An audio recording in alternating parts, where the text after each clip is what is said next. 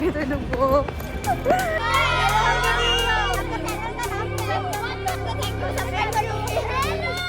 এই তাজমহলের সাথে আমার মনে হয় বিশ্বের সকল মানুষের একটা ইমোশন জুড়ে আছে। এটা অনেকটা আমার মতন না, মুখটা এরকম করলে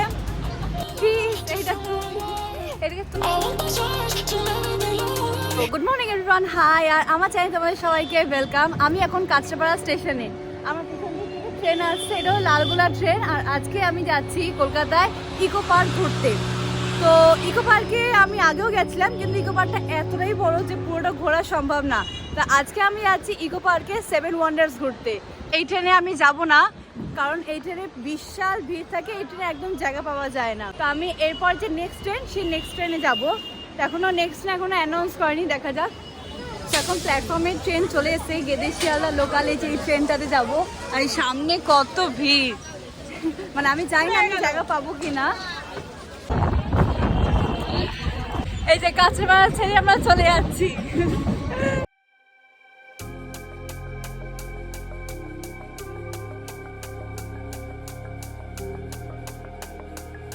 এখন শিয়ালদা থেকে এখন বেরিয়ে যাচ্ছি। শিয়ালদা স্টেশন থেকে ইকো পার্কে দূরত্ব হলো 10 কিলোমিটার, মানে ভাবতেই পারছো কতটা দূর।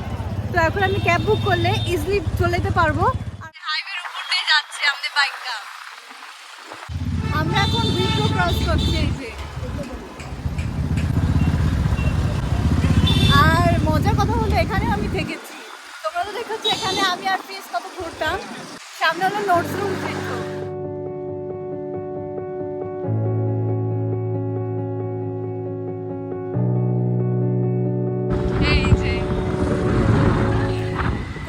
First hanging restaurant Biswa Bangla, MSc আছি আমরা, আর খুব কাছে আমরা। তাও কত টাইম লাগবে পৌঁছাতে? 5 মিনিট লাগবে।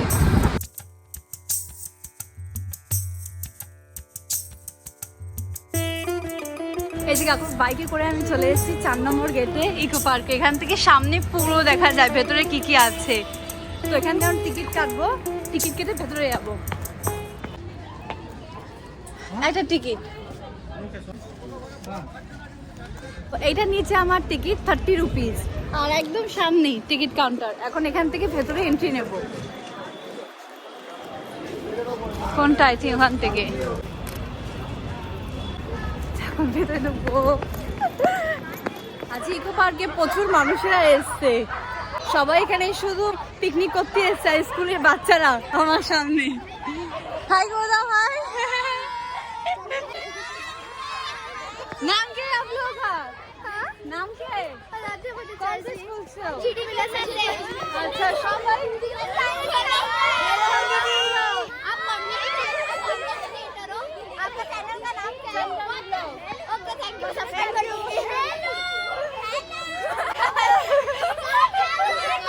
এটা হলো আপনি টিচার? আচ্ছা, টিচারটা খুব সুন্দর দেখতে। তারা সবাই এসে পিকনিক করতে। Tata tata. এখানে ঢোকার জন্য টিকিট নিয়েছে 30 টাকা।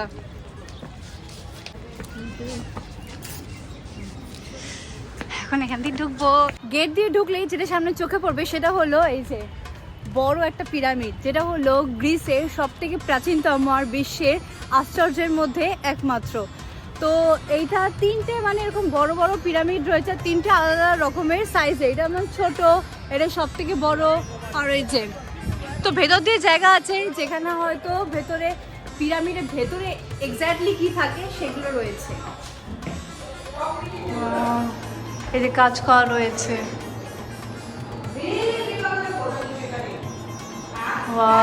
এই যে মমি, এটা খুবই সুন্দর। অ্যাকচুয়ালি এখানে দেখানো হয়েছে যে পিরামিডের ভেতরে আগেকার দিনে অনেক বছরের জন্য সেই মানুষটাকে সেরকমভাবে রাখার জন্য ওষুধ, ওই ব্যান্ডেজ ভাবে সেরকমভাবে করে রাখা হতো, সেটাকে আমরা মই বলি। আর পিরামিডের ভেতরে এত সুন্দর কার্যকর করা হতো। সো এখন আমি দাঁড়িয়ে আছি বিশ্বের প্রাচীনতম আর সব থেকে বড় অ্যাম্ফি থিয়েটারের সামনে, যার নাম হলো কলোজিয়াম। কত সুন্দর, সিরিয়াসলি। সো অ্যাম্ফির কথা মানে হলো গ্রিক, তো গ্রিকের এটা সব থেকে বিশাল, এখনো এটা বিশ্বের সব থেকে বিশাল অ্যাম্ফি থিয়েটার। তো চলো এর ভেতরে যাই। বা এগুলোর ভেতর দিয়ে ঢুকবো, দেখি ঢুকতে পারি কিনা।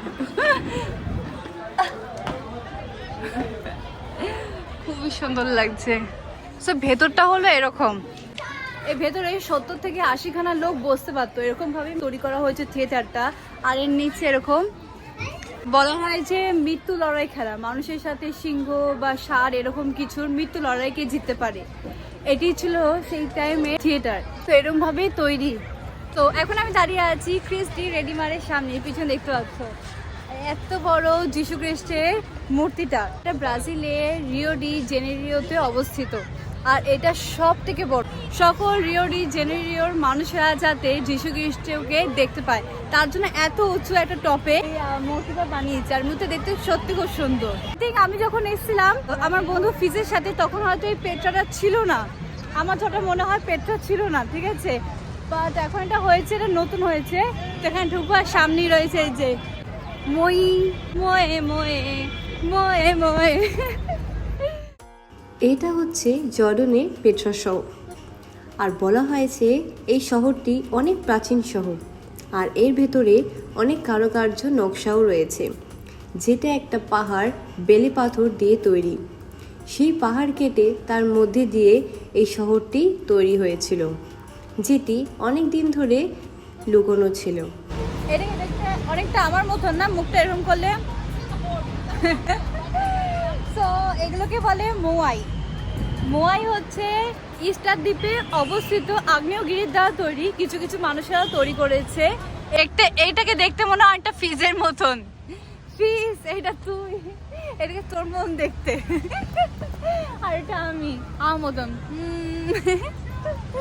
যে সময় নিজের রাজ্যকে বাঁচানোর জন্য এই প্রাচীরটি তৈরি হয় মানুষের দ্বারা। এটা এতটা দীর্ঘ, অনেক বড় হয় যে মহাকাশ থেকেও উঁচু থেকে দেখা যায় এই প্রাচীরটি। আমি জানি না কতটা সত্যি, বাট মানুষ দ্বারা তৈরি এত সুন্দর প্রাচীরটা, যেখানে হাজার হাজার মানুষ এখন আসছে কলকাতার ইকো পার্কে এই প্রাচীরটা দেখতে।